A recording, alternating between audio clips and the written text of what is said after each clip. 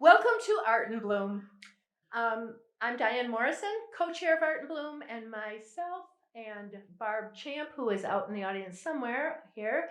We are just thrilled that you're here. We really are. You're going to just have a wonderful time at Art and Bloom, and listening to Mary Jo is going to be a true inspiration, without a doubt. She's amazing.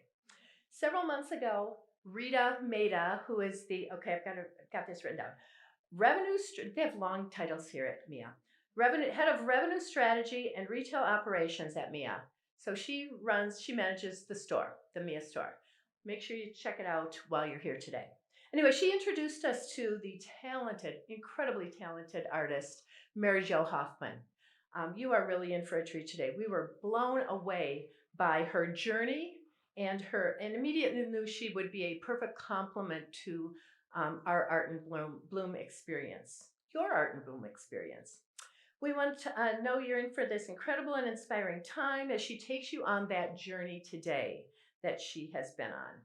After she speaks, she'll be signing her books. We'll want everybody to kind of line up this way and come around.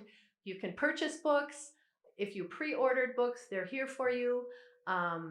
If you had brought your own from somewhere else that you bought them, she'll sign those today too, and she's willing to kind of sign till we're done. We have one more person that needs a seat. Great. Nice. Welcome. Anyway, while you're here today, enjoy your visit, and we'll say a little bit more after I introduce Rita to you. Rita is good friends with Mary Jo, and she will tell you a little bit about her. Anyway, here's Rita.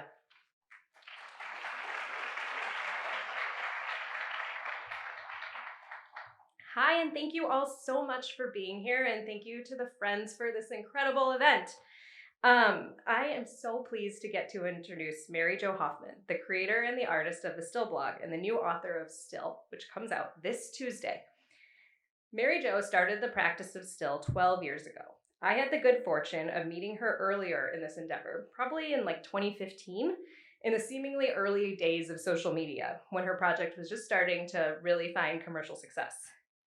We had a long conversation for a podcast I hosted at the time, and I would not be lying by saying that 9 or 10 years later, I still think about things she said to me during that conversation fairly regularly. Over the years, I've watched and admired from afar as Mary Jo has persisted, as she has consistently put out her incredible work, and I have gained such a deep respect for her art and for her practice. And then, this book, which is upside down, this book. What an incredible perspective of the first, but certainly not the last, decade of her work. While we are all creative in our own way, we might not all be visual artists. I certainly am not. And what an honor it is to get to follow along with an artist as she creates her practice, and then get to hear from her directly about what it means. I've had this book at home for the last week, and every person, from my 7 and my 3-year-old, to my husband, to my mother-in-law, to a babysitter, has spent time with Mary Jo's words and her beautiful, impactful images. They draw you in and they demand your presence. They remind you to be still. My copy is underlined and several passages have exclamation marks, and pretty soon the pages will have folds so I remember where to go back.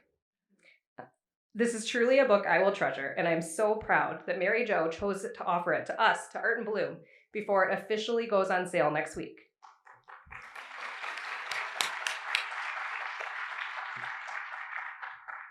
If you haven't purchased and you are interested, we still will have some copies available that were not pre-ordered. And if you pre-ordered from another bookseller, we will bring up some cards if you want Mary Jo to sign something that you can put into your book that might already be shipping to you. So really just, as my seatmate said, we are all friends here now. And let's just, welcome and say thank you to Mary Jo and have a wonderful day.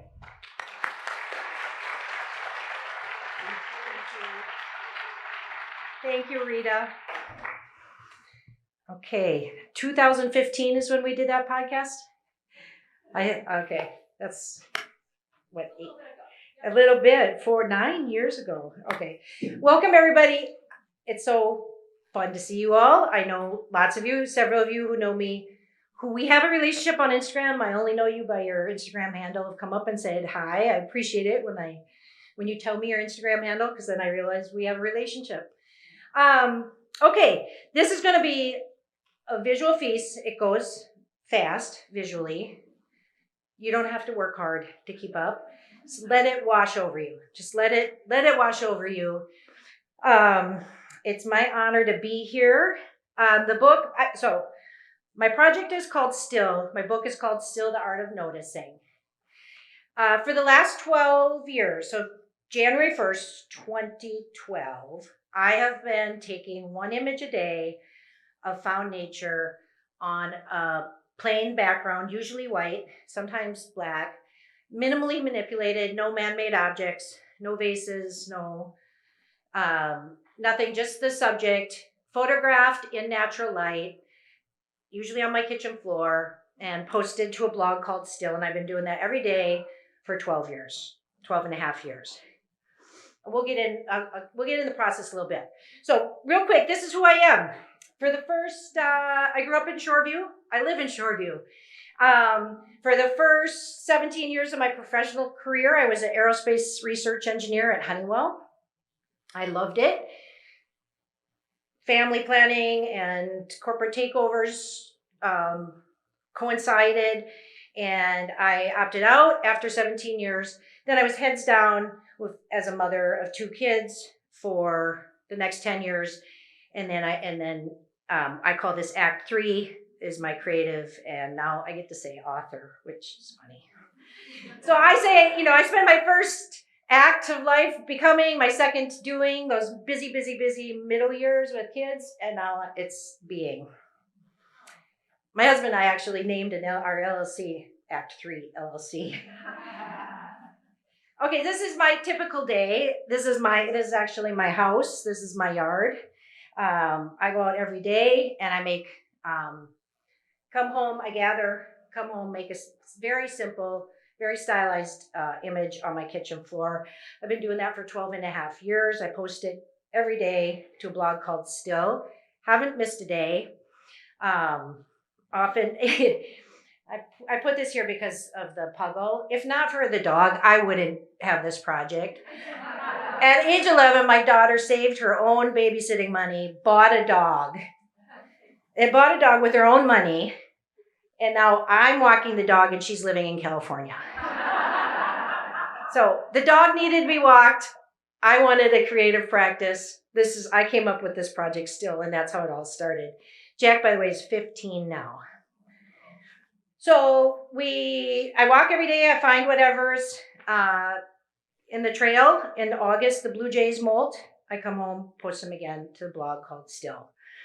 Over the years, so I have 2 adult children now, but when they started, 12 years is a long time. When I started, Joe's now 20.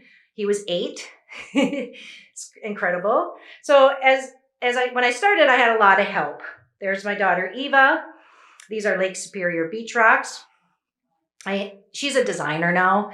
I relied on her a lot to help me out. Eva, help me with a design. And my husband's here, Steve. I pull him in when I need one of 2 things, his added height or his what we call bovine patience.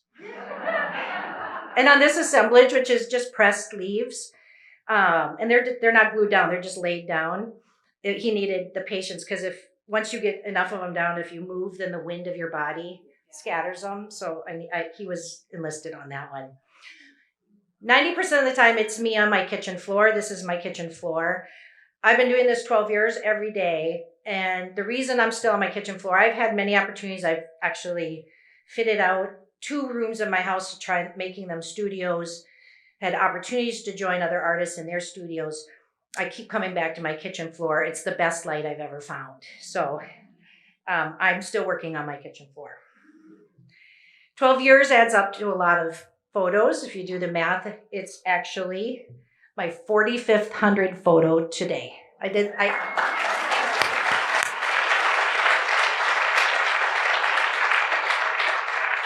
haven't made today's photo. I make it every day. I don't work ahead unless I'm traveling. Now I give myself that break. But I will make a photo this afternoon. I just saw it on my deck today. The maple flowers were falling, so I'll do something with maple flowers today. So I do it every day, and it just happens that it's actual. I put it into the little app that lets you count days, and it's exactly. I didn't round off. It's exactly the 45th. It feels like karma a little bit to me, right? Okay, so about 4 or 5 years into the project, I did a collaboration with Target Corporation. They chose to put it on bedding. It was an interesting first app. I would have started with wrapping paper or something, but whatever. And then West Elm called, and they chose to do these shadow boxes with gold frames and plexiglass. They're very pretty. Mostly what I do now is I sell to designers. And I do a lot of selling my images to designers. And every one of them prints to 60 inches wide. I don't like it. Nobody's making small prints anymore. But the most recent thing is this book called Still, and we'll talk about that at the end. So here we are in Art and Bloom. We are gathered here, I think, this is my interpretation of Art and Bloom, that it is a project dedicated to seeing and re-seeing. So Minneapolis Institute of Art is asking us to see a work of art and then re-see it through the lens of a floral artist. And the seeing and re-seeing, for the last 12 years, I've been doing something very similar. Not asking myself what it is I am looking at, but asking myself what it could be. So let me show you this is easier to show you what I mean. It's a collection of images I call see, re-see. So I see autumn leaves, and then I re-see them on my kitchen floor. So when I see the fall leaves, I see gradients of color. Maple samaras, argyle. Beach rocks, Lake Superior beach rocks. Pressed leaves. Bur oak acorns. Pile of evergreens from the front yard. Snowflakes. Sumac, Staghorn sumac, one of my favorite native plants. I see pigments. This was leftovers from spaghetti and clams one night. Truly in southern France, not here. But we don't have the clams that pretty. These are Mediterranean clams, but I was actually making the composition on the left, and then the sun came out, and that happened by accident, quite honestly, the butterflies. Daffodils, cattail leaves, firebush. This one was in the shade, so it didn't get the fiery red color. It got pale. It was all pale because it was in shade. Ash seeds. You like that one? Paper wasp. Striped beach rocks, again from the Mediterranean. White pine needles. Just some dried leaves. That's my attempt at a Rothko. Olive branch, olive leaves. And cattails, again, lots of cattails. I live on Turtle Lake with a lot of cattails. Pine needles, gradient of pine needles. This is, that image is at Boucheron Restaurant in South Minneapolis. Acorn caps. This is just the other side of them. Nobody ever looks on the inside. I had no idea they were so colorful. None at all. So what has 12 years of daily image making taught me? The first lesson, the biggest lesson I learned is something I call the transformative power of dailiness. So Jerry Seinfeld is well known for this story. I assume it's true. It's quoted a lot. A young comedian came up to him at an event. They were in the green room or whatever, and said, "Hey Jerry, what's the secret to being a good, world-class comedian?" And Jerry said, "This is what you do. You get yourself a big wall calendar, put it on the wall, and every day you write down one joke. When you do, you put an X in that day, and then you never break the chain." And I love that story because he doesn't say you write down one killer joke or one super funny joke or what, it's just, you write down one joke. That's it. And you don't break the chain. And that's exactly what I've been doing. I've been doing that for 4,499 days. I call it radical incrementalism. And I want to talk about the power of dailiness because it's profound, and I think it's something anybody can do. It doesn't have to be with visual art or photography or nature. You can, but it's the idea would work for any kind of practice or even habit change or whatever you want. It's so profound and it's so simple. So one of the reasons it works well is it overrides perfection. And because of that daily deadline, now remember, my goal is to not break the chain. I'm going to make a piece of art every day, but my commitment is to not break the chain. So one of the things it is, both of these are still images I posted to the blog. The one on the right, I had a couple hours to play. I have to work fast because those things wilt really fast. So even that only took any longer and it would have been wilted. But the one on the right took 2 minutes and it was me with the sun going down. I work with natural light, sun's going down. Oh my gosh, I haven't done still today. Handful of grass from the front yard. Pushed it in a circle. And that met the commitment of not breaking the chain. Both of those are still blog photos. Dailiness shuts down the inner critic. So this is, these are daddy long legs, dead. And I, again, sitting on the deck one evening with my son and my husband, and the sun was hitting the cobwebs, and lighting them up. And in the spider webs was all these dead daddy long legs. And then I noticed it the evening, the next day I had to make a still blog. What am I going to do? I don't know what I'm going to do. And I thought, well, dead long legs. And, if I didn't have that daily commitment, if it was a weekly commitment or monthly commitment, there's no way I would have photographed dead long legs. And I rather kind of like the photo, honestly. Dailiness snaps you out of autopilot. What do I mean by that? Is like every time you drive to the grocery store, I am scanning I'm in this heightened state of awareness. I am looking for my next week's subject. And so the subjects that I've seen 10 times suddenly take on new meaning when, because of this daily deadline. It just puts me in this heightened state of awareness. It snaps me out of autopilot. Dailiness lowers the stakes. It's just one more photo of 4,500. Just one more photo. This was a photo one day. This was literally the scraps on my desk.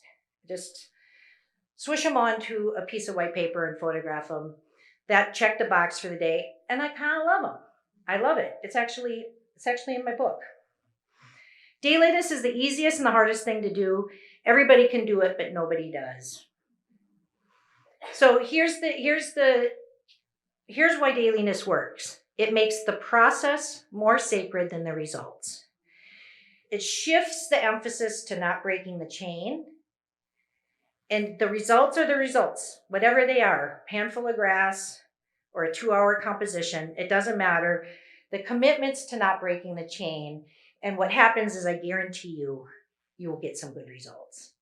But that's not, if you worry about that, all those perfectionism, all the inner critic, all that will shut you down, slow you down.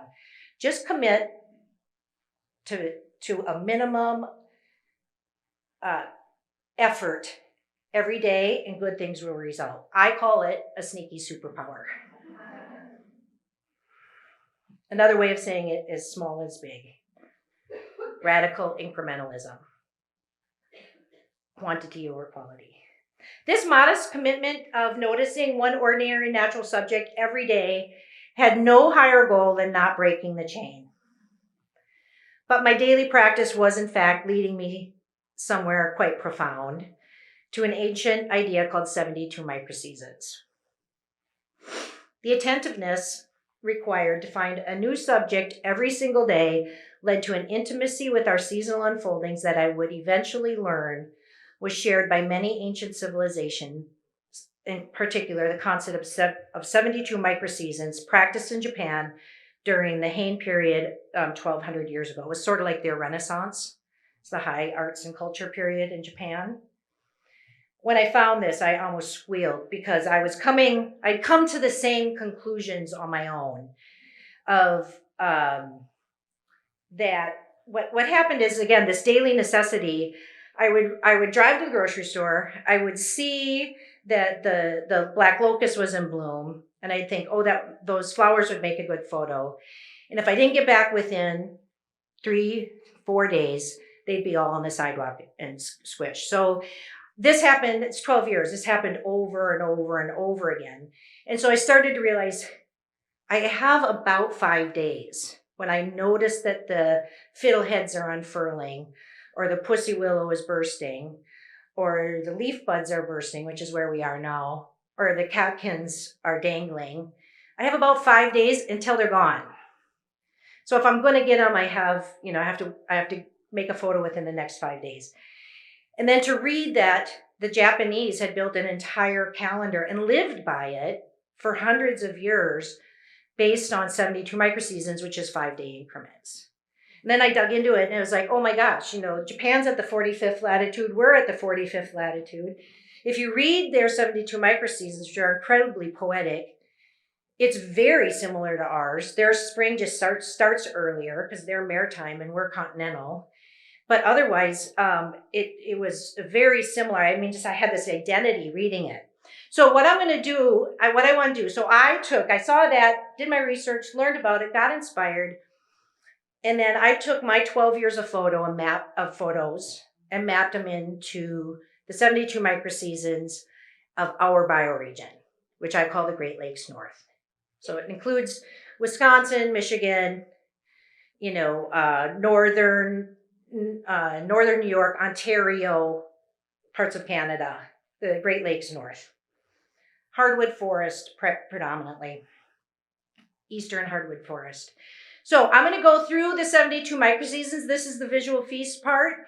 I've mapped our bioregion. So this is the most fun for me because I show this in other places. I was just in California. There's 5 months of winter in there, and they're very polite, but it doesn't resonate with them. So this is the first time I'm talking about 72 microseasons. It is one of the 6 essays in the book, but this is the first time I'm talking about it, and it's really thrilled to do it with you guys because you know it, you live it. So I'm going to read, so what I did, out of respect for the Japanese calendar, they have 24 seasons called Seki and 72 microseasons called Ko. I mapped all of our unfoldings into that, and they started it in their spring, which is late February. So our spring's sort of late March. But out of respect for that, I wanted a 1-for-1 with the Japanese. So I'm starting in late February, not quite spring. But I'm going to I'll read every 15 days, there's a season, time of. I'll read those, and then I'm going to read the micro season. So, and you guys, I know it's hard to read this little text. It's there for me, so I can read it. You just take in the visual images. Okay, so here we are in late February, time of awakening, bright sun, long shadows. The Japanese calendar was very poetic, kind of read like haiku. Steve and I did our best on a book deadline. So I think we could have gotten really good in a little extra time. Okay, time of awakening. So here we go. We begin in late February. Bright sun, long shadows. Red osier dogwood stems turn scarlet. Waxwings get drunk on fermented crab apples. Time of thaw. Tinkling of melting snow. Herons land on icy shores. Pussy willow softly explodes. Time of sap. Leaf buds swell with running sap. Sparrows return. Bulb shoots climb through soil. Time of rain. Lakes swallow last winter ice. Birch catkins dangle from bare branches. Mallards dabble near shore. Time of birth. Frogs call for mates. Leaves burst from buds. This is the season we're in right now, by the way, micro season. And it's about right. We're getting leaf out this week. The rain will cause it. Leaves burst from buds. Robins start to sing. Time of blossoms. Elm samaras crunch like snow peas. Ferns unfurl like scrolls. Apple blossoms profuse. Time of greening. Lilacs perfume the air. Spruce tips sprout green tassels. Thunder rumbles in the distance. Time of growth. We're now into June. Milkweed pods swell. Summer's green curtain descends. Fireflies wink after sunset. Time of light. Summer solstice. Meadows turn bright with wildflowers. Musk thistle nod on hillsides. Dragonflies patrol the marshes. Time of heat. Painted turtles bask on logs. Blueberries fatten. Cricket chorus throb at twilight. Time of indolence. Bass fin in the shade of lily pads. Lake breezes sweep over cattails. Queen Anne's lace stands tall along roadsides. Time of ripening. Air hangs heavy and hot. Flower heads turn to seed heads. Blue jays molt. Time of tall grasses. Prairie grasses bow to the weight of seeds. Bumblebees sip from coneflowers. Acorns bounce off rooftops and decks. Time of color. Green apples blush red. Morning dew glistens. Sumacs burst into flame. Time of harvest. Wild rice scatters in canoe bottoms. Smells of wood smoke and fallen leaves. Squirrels cache nuts. We're now into October. Time of migration. Sunflowers wilt and die. Colors drain from leaves. Wood ducks binge on acorn mast. Time of frost. Morning frost nips. Leaves let go. Lichens on bare branches. November. Time of gray skies. Bucks chase does. Goose draw V's across the sky. Clouds drift over frozen ponds. Time of snow. Barred owls call into the night. Snow that lasts till spring. This year was an exception. Black branches against white skies. Time of ice. Fish swim below the ice. Prairie stems poke through snow. Woodpeckers hammer for grubs. Time of darkness, winter solstice. Darkness falls early. Lakes boom with expansion cracks. Turkeys snack on seed heads. Time of stillness. Now we're into early January. Cattails bend to weight of snow. Nightwood striped with moon shadows. Ice crystals grow on window panes. Time of bitter wind. Wind whips across frozen lakes. Oak leaves rattle in the wind. Trees pop with freezing sap. Time of hunger. Coyotes hunt the marshes. Rye mice sugarcoats everything. Dry snow squeaks underfoot. That's it.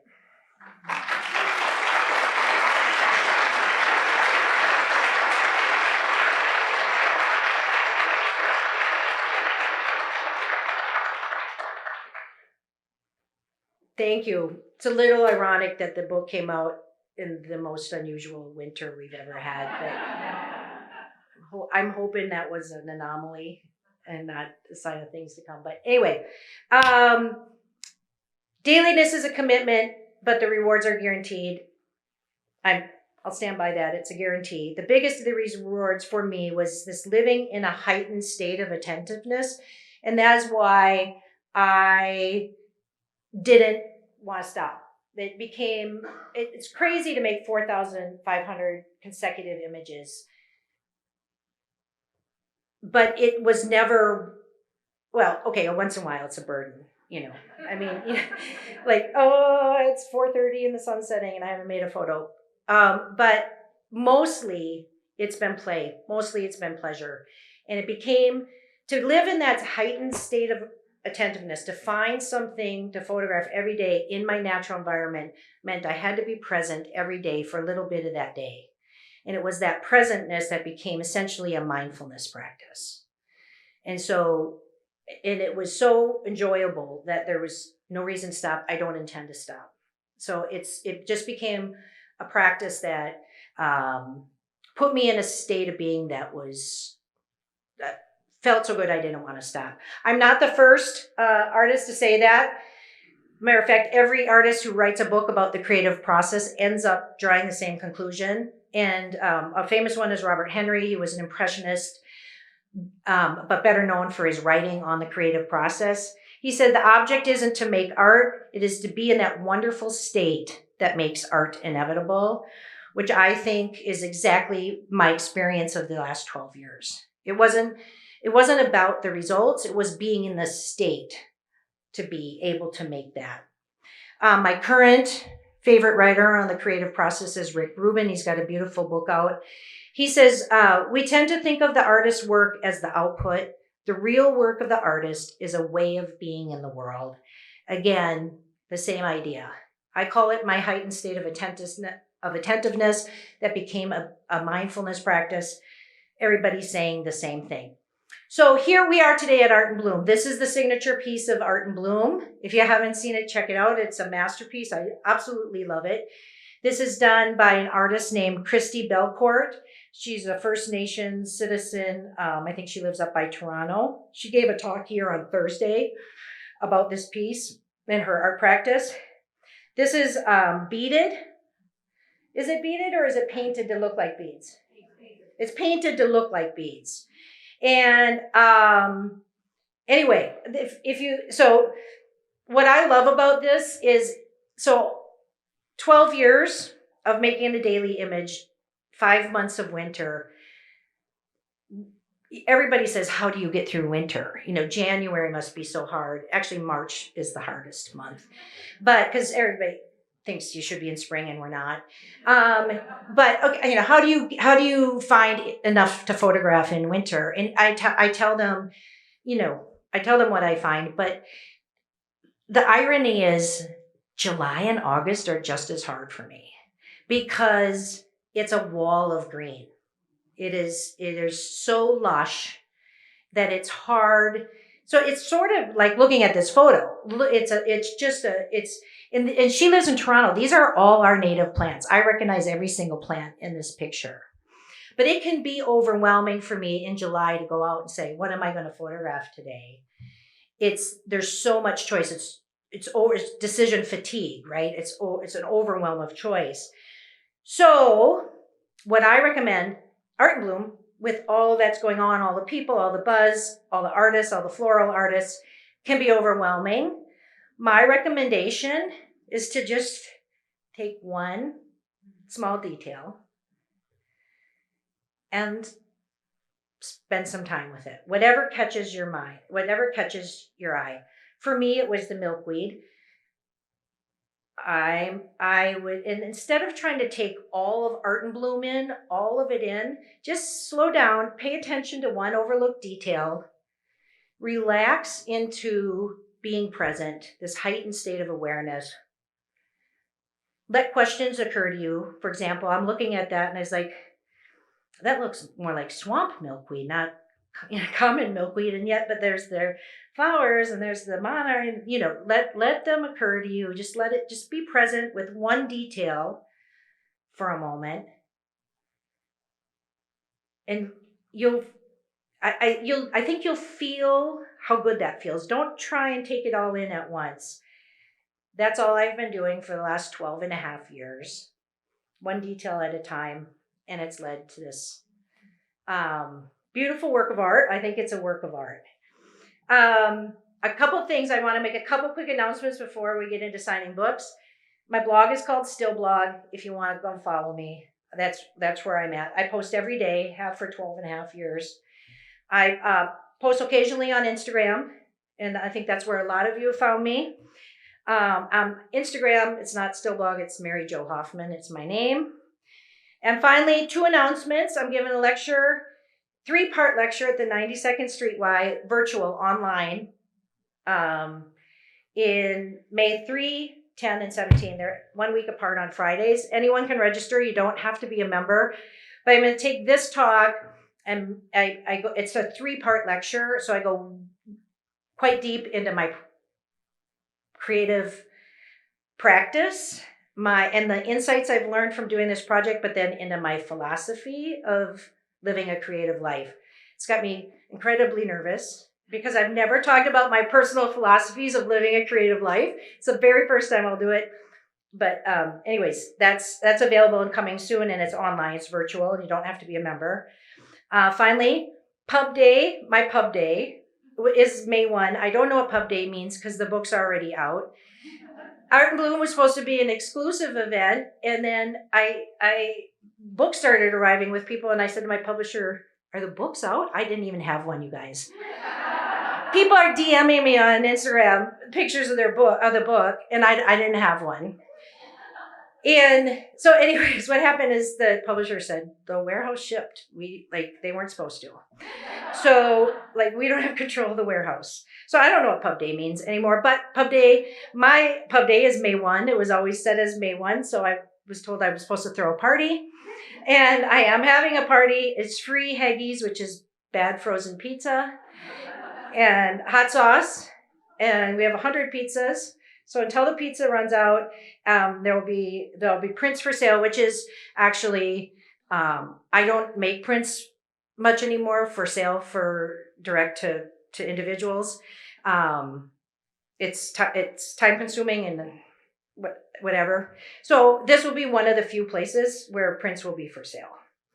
That's it. Thank you. We're going to do Q&A. Q&A.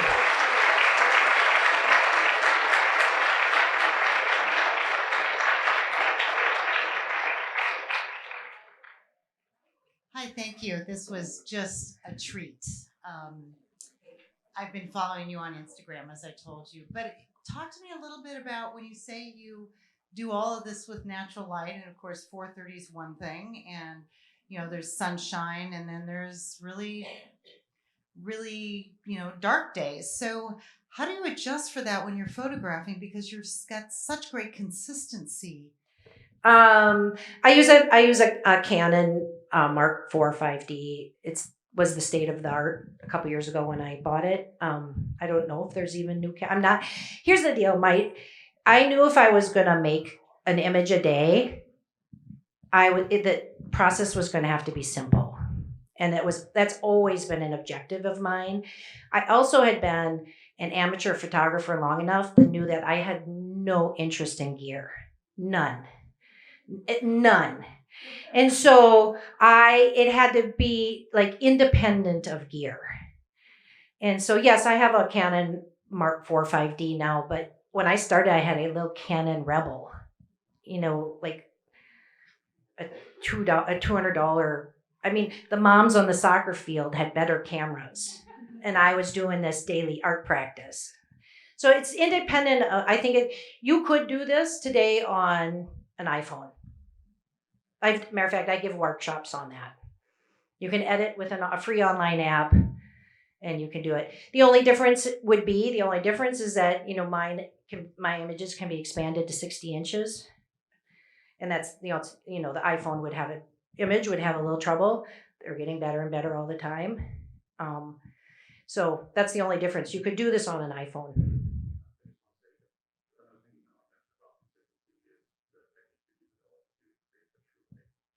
Yeah. So my style has this true white background. And so I photograph it in a +1.5 exposure, whatever I can do without blowing out the image. And then I lift the rest of it in the back in Photoshop. And that's the only place that took technique and sort of years to get better at. And what I do is incredibly simple. It's probably 6 little different steps. But it took me 10 years to get to those 6 steps. It's crazy. And I love giving workshops to professional photographers because I'm not a professional photographer. And I'm not an Adobe Photoshop expert. So I'm self-taught by hunting and pecking. And I've got this crazy process, and photographers always go like this, Like here's one of my techniques. If there's any photographers. So when you lift the background to bright white, you can overexpose the subject. And so there's a whole technique to not overexpose the subject. But still, when I lift the background to bright white, it kind of over brightens the subject. And I don't like it. I want it to look natural. I want it to look like it looks on my kitchen floor. So here's a crazy technique I do that when I tell photographers, they're just like, oh. I will duplicate my image layer. I'll convert one layer to black and white, and then I'll mix the two together with transparency until I see what I see on my kitchen floor. And because just turning down saturation and vibrance doesn't work. But that works for me. I can get that image back to what I see on my kitchen floor. With transparent, the 50% transparent until I like what I see. So that's I do like 5 or 6 of those things, and I love poking the professionals. Oh, well, hi. I'm very curious, since you've been doing this for 12 years and you've been in the same place mostly. Have you noticed any changes through the years, through your micro seasons? If there's been any changes or patterns that you're seeing adjust? Also if you have a particular favorite subject. Great questions. So, giving this talk is like almost impossible for me because I could spend about 10 minutes on each slide. I want to tell you so badly about each of those subjects and why I chose them for that micro season, and I just have to fly through it. Have I noticed a change? I mean, this year was exceptional, right? I mean, of course I have. However, I will say that because of our continental location in the United States, our weather is extreme. And what the 72 micro season, so I put a stake in the ground and said, I'm mapping the seasonal unfolding of our bioregion to this. I'm hoping I get some discussion with naturalists. What I've learned is that, and we know, this, our springs don't always start at the same time. There's about a 3-week variation. So if I just, in my portfolio, type in pussy willow, right, which I always photograph when it bursts, there's about a 3-week, 1 year it's mid-March, 1 year it's April 7th. So there's about a 3-week variation. But why I'm still comfortable, and that's because of our continental location. We don't have the oceans to mitigate our weather. But why I'm comfortable doing the 72 microseasons is once it starts, it always unfolds in the same way. So it's always cattails first. Actually, the willows will get golden. The red osier dogwood gets really red because the sap and the sun. Then it's the willow, the pussy willow. Then it's the catkins. Then it's the maple blossoms. Then it's the forsythia. Then it's so it unfolds the same every year. Sometimes when we have a late spring, they pile up on each other, but it will unfold more or less this way every year. Favorite subjects? Fiddlehead ferns. I mean, I'm racing, milkweed, cattails. I'm going through them all, and I'm gonna stick with fiddleheads. I was wondering, with your 12 plus years of experience, do you go walking somewhere and then your mind or sees something that should go up on a screen? Great question. So I was telling someone earlier, I still am getting a kick out of the fact that I just published a book with the biggest art publisher in the country, in the nation, in the world, actually. They're out of Phaidon's out of the UK. Phaidon's spring list includes books about Andy Warhol, Basquiat, Annie Leibovitz, mega superstars in the art world. My book's currently the #1 bestseller.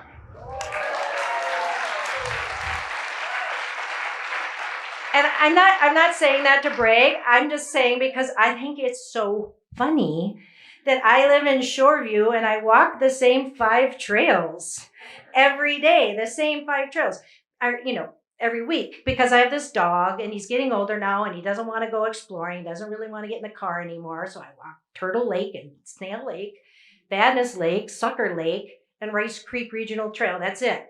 I'm on one of those 5 trails. So do I have a subject when I head out? No, I find what I find during the day, whatever catches my attention. Although because of this daily deadline and I don't work ahead, I will carry 2 or 3 ideas in my head. So I'm walking the dog. Today I'm going to do milkweed. But as I've got my milkweed and the dog and I'm walking, I will think, oh, tomorrow maybe, or put in the back of your head, I can do this. I'll see the goldenrod. I like those galls on the goldenrod, the balls. So I will carry ideas in my head, but I just see whatever I see when I walk that day.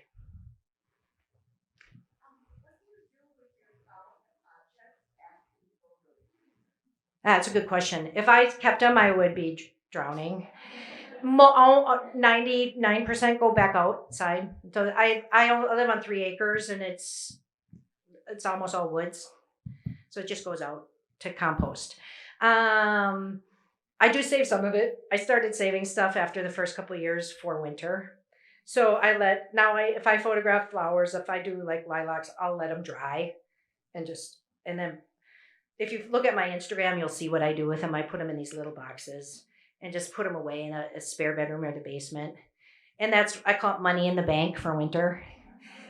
So it's for when we have polar vortex winters, but it doesn't keep, they fade anyways. Even after they've dried, they still continue to fade. So at some point, all of it outside and I start fresh. So I decided I want to do a 1-a-day project. When I started that, these 1-a-day projects were super popular. They're still popular. They work. If you don't want to commit to 4,500 consecutive days, there's a lot of 30-day or 100-day challenges where you just commit to 30 days. I would say 30 is too short. I would give yourself a 100-day challenge. If you want to try something like this, it's very profound. I can't go into the details here, but it's a very profound and simple practice. I decided I want to do a 1-a-day project. Looked around, said, what could I do? I like doing collage art. So I considered doing collage. I considered doing like watercolor patterns and stuff. I'm glad I didn't do those things. I looked at my house. I had Lake Superior beach rocks on the windowsill and, little bits of, sea glass, jars full of sea glass and driftwood. So I thought, well, I'll do nature. Besides, I have the dog. I mean, the dog was a big part of it.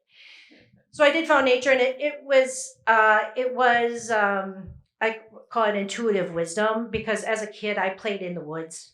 I built forts all the time. That's what I did. So I didn't put that together when I decided on my project, but I feel like I've gone back to that first love of nature. Like it was a sort of intuitive wisdom. Mary Jo, perfect segue for me, and to speak in a group is like torture for me, but you've come to my school a couple times. I'm the art teacher at Oak Ridge Elementary. Oh, hi. Awesome. But speaking of intuitive wisdom, so as a teacher, I just have always wanted my kids to see beauty above all else. And so when you talk about that in a digital age, it's just something I want to keep. And so you've just encouraged that at our school in the cabinets of curiosity. She talks about the little boxes, about putting the dried elements in there. She did that with our staff. I did it with my class. And I wish I could just show you what happens with that intuitive wisdom with kids. And so if I can just say it again and again, it's very intuitive, very natural. And for you to capitalize all this is just like, kind of like your Japanese wisdom you found. This is what you have done to me. Like, oh, Awesome. so Thank you. Yeah, thank you so much. Thank you. I was hoping we could get a bunch of kids here. Kids really respond to the simplicity of this. The practice is simple. The images are uncomplicated. Yeah. Yep. Hi, Mary Jo. Thank you for the reminder to slow down. It's an important Today, one, I think. Yeah. Someone needs to be reminded of daily. I'm wondering, if you look back at past photos, can you be taken back to what you were feeling, either emotionally or what was happening in your world at that moment when you look at them? It's really interesting. I've talked to other artists about that, other photographers, and it's not, they aren't doing nature on a white background. I can almost remember where I found everything I photographed, and it's 4,500. It's crazy because I'm so present, right? I'm so present with it. So yeah, I do. And I don't have a particularly good memory, but the presentness, the nowness of doing this burns it into memory. It's awesome.